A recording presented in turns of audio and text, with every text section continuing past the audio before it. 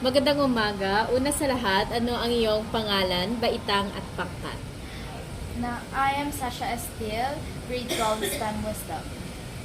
Ano ang iyong reaksyon o ano ang iyong masasabi na pinapaigting ang kampanya ng mental health awareness sa iyong paaralan? For me, as a student, I am really happy nga mas gina-strengthen nila ang campaign sa mental health, especially nga mas galala na siya and mas gaka-discover na ang mga other symptoms and ang mga other causes sang depression, sang stress, sang anxiety, and other mental health issues sa aton nga society.